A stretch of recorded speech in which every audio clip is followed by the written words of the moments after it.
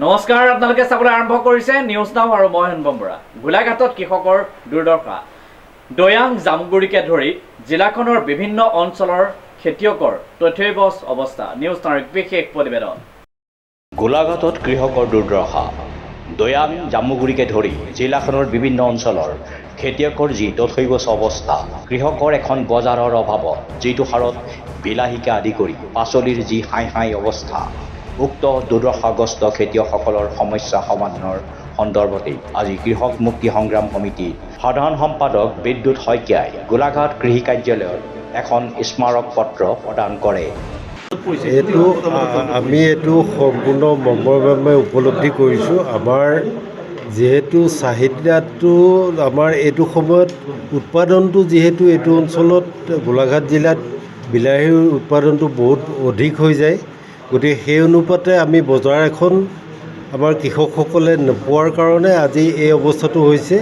গতিকে এই সন্দৰ্ভত যিখন প্ৰতিবেদন তেখেতসকলে আমাৰ হাতত দিছে, আমি মাননীয় সঞ্চালক মহোদয়লৈ প্ৰেৰণ কৰিম আৰু তেখেতসকলক সুবিধাখিনি এই যিখিনি ক্ষতি হ'ল, এই ক্ষতিখিনি কেনেকৈ তেওঁলোকক ক্ষতিপূৰণটো দিব পাৰি, সেইটো ডাইৰেক্টৰ মহোদয়ৰ পৰামৰ্শমতে অনাগত দিনত আগবাঢ়িম। কিমান কৃষকৰ আজিৰ দিনটোত এই ধৰণে অনিষ্ট জনাইছে বুলি আপোনাৰ তথ্য আছে? এইটো মানে আমাৰ হাতততো এতিয়া গোটেই দৈয়াং অঞ্চলেই নহয়, এইফালে জামুগুৰি এইটো চাইডে এইটো অঞ্চলতো হৈছে। এইটো এভাৰেজটো 5,000 কৃষক মিনিমাম হ'ব। কিন্তু কিয় মূল্য পোৱা নাই?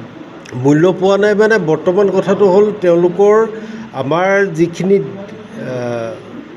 ইয়াত বিভাগৰ ফালৰ পৰা তেনেকুৱা কোনো আমাৰ এই ব্যৱস্থাটো নাই যে বিভাগে এইটো এটা MSP বিলাহীৰ এতিয়ালৈকে MSP আমাৰ অহা নাই বা অন্য পাচলিৰ এতিয়ালৈকে আমাৰ MSP অহা নাই। গতিকে সেই চৰকাৰে কিনি ল'ব পৰা ব্যৱস্থাটো এতিয়ালৈকে শাক পাচলিৰ ক্ষেত্ৰত অহা নাই। মাত্ৰ ধান, সৰিয়হ, মাকৈ এনেকুৱা কেইটামান শস্যৰ ক্ষেত্ৰত আহি পৰিছে। গতিকে সেইকাৰণে অনাগত দিনত যদি শাক পাচলিৰ ক্ষেত্ৰতো ন্যূনতম সমৰ্থন মূল্য চৰকাৰে ঘোষণা কৰি চৰকাৰে ইয়াৰ ওপৰত ব্যৱস্থা গ্ৰহণ কৰে বা বিভাগে ব্যৱস্থা গ্ৰহণ কৰে, মই ভাবিছোঁ আমাৰ অনাগত দিনত কৃষকসকল নিশ্চয় উপকৃত হ'ব। আৰু আমাৰ দৈয়াং প্ৰেছ ক্লাব আৰু দৈয়াং সাংবাদিক সংস্থাৰ বিষয়ববীয়াসকল আহিছোঁ। আমি সকলো কৃষক ৰাইজৰ হৈ আহিছোঁ আৰু এখন স্মাৰক পত্ৰ নহয়, ইয়াৰ প্ৰতিটো শব্দত আমাৰ বিশেষকৈ এইকেইদিন আপোনালোকে বিভিন্ন মাধ্যমত প্ৰচাৰ হৈ থকা কৃষকসকলৰ ইয়াত দুখ কষ্ট প্ৰতিটো শব্দত নিহিত হৈ আছে। আপোনালোকে যদি চায়, আজিৰ দিনটোত আমাৰ জিলাখনৰ যিগৰাকী মুৰব্বী কৃষি বিষয়া, জিলা কৃষি বিষয়া, তেখেতৰ অসহায় ৰূপটো আপোনালোকে নিজেই প্ৰত্যক্ষ কৰিছে। আমি আচৰিত হৈছোঁ যে অসমৰ দৰে 80% কৃষিজীৱী ৰাইজ, অসমৰ 100জন ব্যক্তিৰ 80জনেই কৃষক আৰু বিশেষকৈ দৈয়াং অঞ্চলটো আমাৰ মেৰাপানী গোলাঘাট জিলাখনৰ 90% মানুহ কৃষিৰ লগত জড়িত। তেনেস্থলত কৃষকসকলে চৰকাৰৰ পৰা ফুটা কৰি এটাও নোপোৱাকৈ বীজ তেওঁলোকে বজাৰৰ পৰা কিনি লৈছে। বিলাহীৰ হওক, অন্যান্যই হওক, বা আপোনালোকে যদি আজি চাই তেওঁলোকে সাৰ কিনি লৈছে, তেওঁলোকে ট্ৰেক্টৰৰ বৰ্ধিত দামত ডিজেল কিনি লৈছে, তেওঁলোকৰ KCC ঋণ আছে, বেংকৰ ঋণ আছে, বন্ধন গোটৰ ঋণ আছে, সঞ্চিত এটা বছৰৰ ধান খেতি বা বিভিন্ন খেতিৰ পৰা পোৱা টকাৰে সৰ্বোচ্চ লগাই বিলাহী বা অন্যান্য ভোট জলকীয়াৰ খেতি কৰিছিল। কিন্তু এতিয়া আটাইতকৈ এই সময়ৰ খেতিটো হৈছে বিলাহী খেতি। কিন্তু বিলাহী আজিৰ দিনটোতো সম্ভৱতঃ বহু হাজাৰ কুইণ্টেল বিলাহী আজিৰ দিনটোত গোলাঘাটত পেলাই দিব লাগিব। গতিকে সেই দুখ দুৰ্দশাখিনিক প্ৰতিনিধিত্ব কৰি আমি আজি আহিলোঁ। আমি খুব আশাৰে আহিছিলোঁ যে কৃষি বিষয়াগৰাকীয়ে কিবা এটা সুদূত্ৰ আমাক দিব, কিন্তু তেখেতে কৈছে অসহায়। মই এখন বজাৰ ইয়াত আমি দিব নোৱাৰিলোঁ, কৃষকসকলৰ ওচৰত এখন বজাৰ নাই, আমাৰ গোলাঘাটত এটাও কাৰ্যক্ষম হৈ থকা ক'ল্ড ষ্ট'ৰেজ নাই, আমি তেখেতলোকক দিব পৰাকৈ আমাৰ হাতত একো নাই। তেখেতে কৈছে যে আমি কৃষকসকলৰ ওচৰত থিয় হ'ব পৰাকৈ এতিয়া আমাৰ হাতত একো নাই। আমি অসম চৰকাৰ মাননীয় মুখ্যমন্ত্ৰী ডাঙৰীয়াক ক'ব বিচাৰিছোঁ, আপুনি সেইখন ৰাজ্যৰ মুখ্যমন্ত্ৰী যিখন ৰাজ্যৰ 100জন মানুহৰ 80জন মানুহে কৃষক। সেই কৃষকসকলৰ চকুলো মুচিবৰ কাৰণে আপোনালোকৰ ওচৰত যদি কোনো এটা উপায় নাই, তেতিয়াহ'লে আমি ক'লৈ যাম? এই বিষয়টো আজিৰ দিনটোত আটাইতকৈ ডাঙৰ প্ৰশ্ন। এই কৃষকসকলৰ আজি না জল না থল অৱস্থাৰ সৃষ্টি হৈছে। এতিয়া বিলাহীৰ পিছত ডাংমাহ পেলাব লাগিব। এতিয়া ডাং মাহৰ পিছত তেওঁলোকে আলু পেলাব লাগিব, কোনো একোৱেই দাম নাই, অথচ বজাৰত জুই লাগিছে। আজিৰ দিনটোত কোল্ড ষ্ট'ৰেজত ৰাখিবৰ কাৰণে ফৰকাটিঙত যিটো কোল্ড ষ্ট'ৰেজ, সেইটোত ডিজেলৰ অভাৱত 6,000 বস্তা আলু যেতিয়া বেয়া হৈ গ'ল, তাৰ পিছৰ পৰা কোল্ড ষ্ট'ৰেজটো বন্ধ হৈ আছে। আমাৰ গোলাঘাট জিলাৰ পৰা কৃষিমন্ত্ৰী 2-3টা টাৰ্মৰ কৃষিমন্ত্ৰী আছে, অতুল বৰা ডাঙৰীয়া, কেবিনেট মন্ত্ৰী গোলাঘাট সমষ্টিৰ বিত্তমন্ত্ৰী অজন্তানুক ডাঙৰীয়ানী। তাৰপিছত আমাৰ গোলাঘাটৰ কোল্ড ষ্ট'ৰেজটো আজি 15 বছৰ ধৰি বন্ধ হৈ আছে, যাৰ কাৰণে বিলাহী পেলাই দিব লগা হৈছে। তাতকৈ লাজ লগা কথা কিবা থাকিব পাৰে নেকি? আৰু কৃষি বিষয়াগৰাকীৰ ওচৰলৈ আহিছোঁ, তেখেত অসহায়। তেখেতক আমি দুখ দিব বিচৰা নাই। তেখেতে কৈছে কোল্ড ষ্ট'ৰেজ নাই, তেখেতৰ ওচৰত তেখেতক বজাৰ এখন দিবৰ কাৰণে নাই।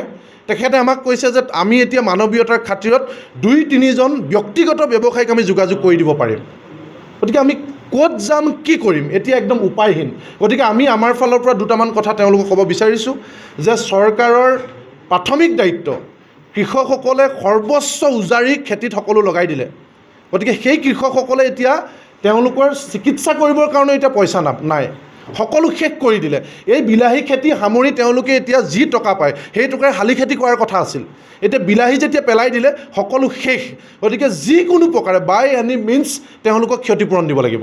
গতিকে কৃষি বিষয়াৰ ওচৰত আমাৰ মৌলিক আৰু প্ৰধান দাবীটোৱে হৈছে কৃষি বিষয়াসকল অফিচত বহি থাকিলে নহ'ব, তেওঁলোক ফিল্ডত গৈ কোনে কিমান পৰিমাণৰ খেতি কৰিছিল সেইটো ছাৰ্ভে কৰিব লাগে, কিমান বিলাহী পেলাই দিব লগা হৈছে সেইটো ছাৰ্ভে কৰিব লাগে। ছাৰ্ভে কৰি ইমিডিয়েট 1 সপ্তাহৰ ভিতৰত ৰিপৰ্ট দাখিল কৰি চৰকাৰৰ পৰা স্পেচিয়েল প্ৰজেক্ট আনি হ'লেও তেওঁলোকক ক্ষতিপূৰণ দিব লাগিব, যিকোনো মূল্যৰ বিনিময়ত ক্ষতিপূৰণ দিব লাগিব। আৰু সেই বিলাহীখিনি তেওঁলোকে কিনি লওক। পাঞ্জাৱত যেনেকৈ মাণ্ডি এটা ব্যৱস্থাৰে কৃষকৰ উৎপাদিত ফচল কিনি লৈ প্ৰচেছিং কৰে। আজি আটাইতকৈ চিন্তনীয় বিষয়, আপুনি বজাৰলৈ যাওক, চচ 20 টকা দাম বাঢ়িছে, আধা লিটাৰ চচৰ দাম 20 টকা মূল্য বৃদ্ধি হৈছে। অৰ্থাৎ চচ বনোৱা বিলাহী আমি গোলাঘাটত পেলাই দিছোঁ। গতিকে বিলাহী কিনি লৈ বা ক্ষুদ্ৰ উদ্যোগ প্ৰতিষ্ঠা কৰিবলৈ কৃষকসকলক মেচিন যোগান ধৰা দায়িত্ব কৃষি বিভাগৰ, চৰকাৰৰ। সেই মেচিন যোগান যদি নধৰে, তেওঁলোকে কিনি লৈ যদি তেওঁলোকে প্ৰচেছ কৰি যদি বজাৰত বিকিবৰ কাৰণে চচ বনাবৰ কাৰণে কৃষকসকলক উদ্যোগ ল'ব নোৱাৰে, তেতিয়াহ'লে কেনেকুৱা কথা আপোনালোকে ভাবক। গতিকে আমি উপায়হীন। আমি অসমৰ মুখ্যমন্ত্ৰী ডাঙৰীয়াক কৈছোঁ যে আপোনালোকে কৃষকৰ কথা ভাবক।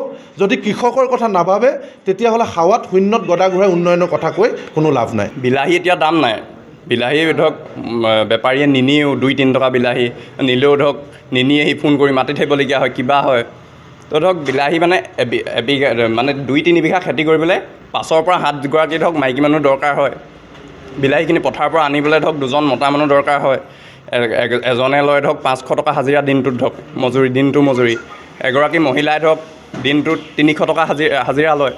3-5-1500 টকা ধৰক মাইকী মানুহে ধৰক ছিঙিবলৈ দিবলগীয়া হয়, আৰু আনিবলৈ ধৰক 1000 টকা দিবলগীয়া হয়। 2500 টকা ধৰক মানে ছিঙিবলৈ খৰচ হয়। তো ধৰক বিলাহী যদি সেই এদিনত যদি ধৰক 10 কুইণ্টেল বিলাহী ছিঙে, 2 টকাকৈ 2000 টকাহে পায়, ধৰক 2500 টকা খৰচেই হয়। বিলাহী সেইকাৰণে মানুহে নিছিঙি কোনোবাই পেলাই দিছে, ধৰক কোনোবাই গৰুক খুৱাই দিছে, কোনোবাই পুখুৰীত পেলাই দিছে। তো তেনেকুৱা অৱস্থা। দিনটোত হাজাৰ হাজাৰ খেতিয়কৰ তেনেকুৱা অৱস্থা, হাজাৰ টন পেলাই দিছে, কিবা কৰিছে, তেনেকুৱা। কিহৰ কাৰণে মূল্য কিহৰ কাৰণে মাজত মধ্যভোগীয়ে খাইছে নে কি নাজানো আৰু। ধৰক এনেইতো দেখোন ধৰক খুচুৰা বজাৰত 40-ৰ পৰা 50, 60, 70 টকালৈকে ধৰক বিলাহী এতিয়াও কেজি প্ৰতি কেজি মূল্যত। কিন্তু আমাৰ ধৰক খেতি কৰি নাথল অৱস্থা, মানে দাম নাই। প্ৰকৃত খেতিয়কৰ মূল্য পোৱা নাই। হয়। গোলাঘাটৰ পৰা পল্লৱিকা বৰুৱাৰ ৰিপৰ্ট, নিউজ নাও 24/7।